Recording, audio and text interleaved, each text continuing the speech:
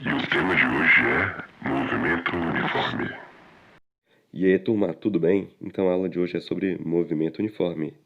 Vamos ver o conceito do movimento uniforme, a equação do movimento uniforme e também os gráficos do movimento uniforme. Vamos lá? Bem, movimento uniforme e o seu conceito. O conceito de movimento uniforme vai dizer o quê? Que um corpo que percorre numa trajetória retilínea, ou seja, em linha reta, ele vai estar em uma velocidade constante. Velocidade ser constante significa que ela não se altera, não há variação na velocidade. E se não há variação na velocidade, significa dizer que a aceleração do corpo é igual a zero. Então a aceleração ela é nula, a gente pode dizer. Bem, quando a gente diz que existe uma velocidade constante, significa que um corpo percorre distâncias iguais em intervalos de tempos iguais. Vamos observar aqui esse corredor caminhando para o lado direito. A cada segundo que passa, ele consegue percorrer uma distância de 10 centímetros. Ou seja, no primeiro segundo é 10 centímetros, no segundo 20 centímetros, no terceiro segundo 30 centímetros e assim sucessivamente. Aqui ao lado, a gente tem até um gráfico mostrando a posição em função do tempo.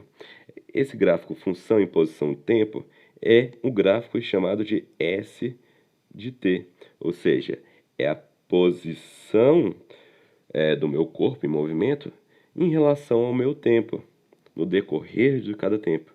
Em um segundo ele está em 10, em 2 ele está em 20 e assim por diante. Bem, como a gente está falando sobre movimento uniforme, é importante conceituar que a velocidade instantânea é a velocidade em um determinado instante, em um determinado segundo. Então, quando o movimento é uniforme, a velocidade instantânea ela é igual em qualquer segundo. Ou seja, a velocidade instantânea ela é igual à velocidade média também do meu movimento. Então, vamos deixar aqui em destaque. Então, vamos lá. Equação do movimento uniforme. Bem, para se calcular a velocidade de um corpo, a gente tem a equação V é igual a ΔS sobre ΔT. Então, V é igual a ΔS sobre ΔT. Bem, o delta, como foi colocado no balãozinho aqui embaixo, o que ele vai representar? Ele é a variação do ponto final menos o ponto inicial de qualquer corpo. Se eu falasse para você, delta P, o que significa delta P?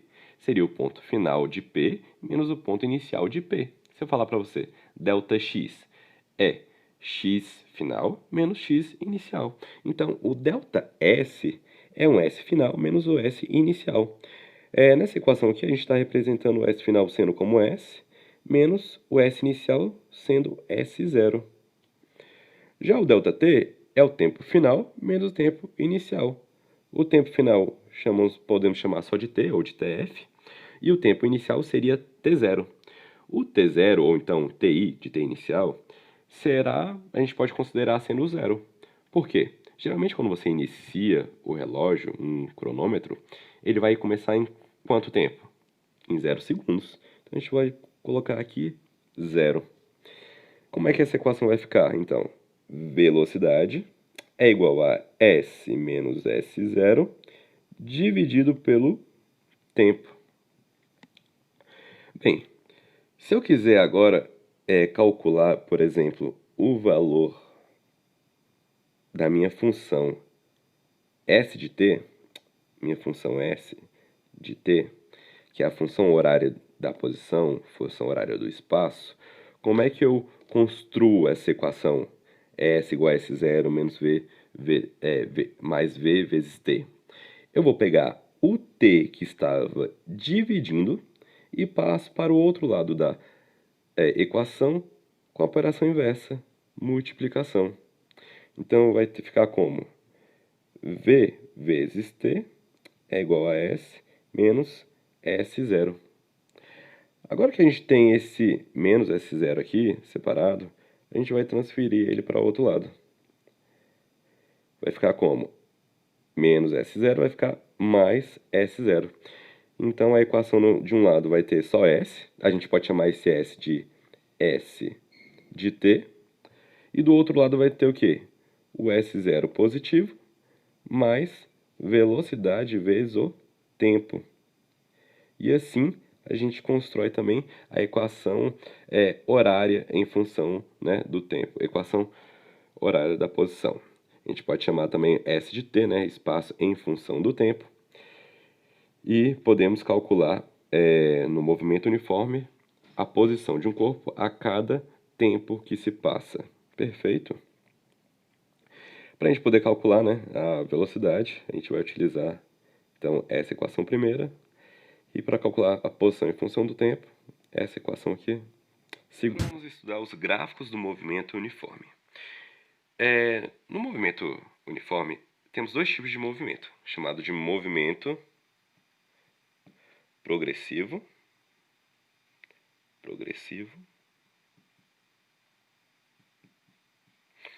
e o segundo movimento é o chamado movimento retrógrado.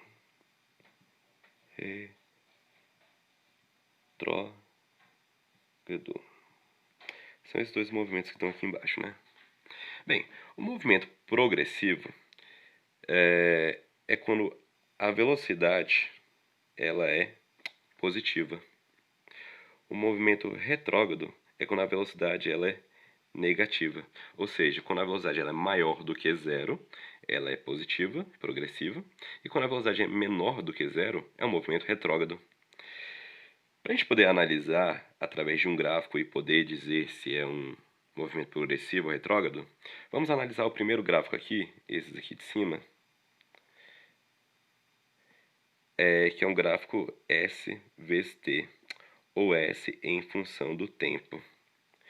Seguinte, se eu tenho um gráfico de espaço em função do tempo, a cada tempo que se passa, a cada vez que esse gráfico vai para a direita, eu tenho que o valor de S vai aumentando.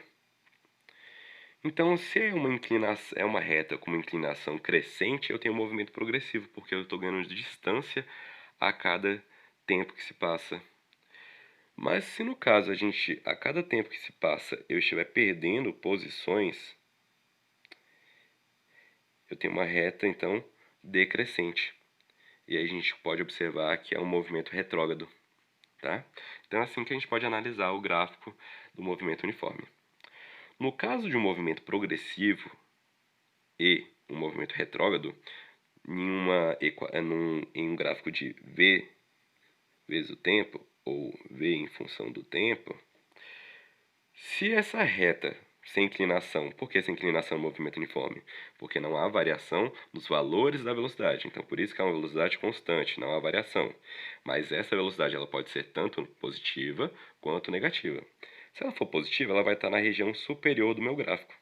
Se ela for negativa, vai estar na região inferior do meu gráfico. Sendo ela positiva, o movimento é progressivo. Sendo ela negativa, o movimento é retrógrado. Perfeito? Agora, para finalizar a aula, só uma observação importante. Vamos aqui falar sobre a transformação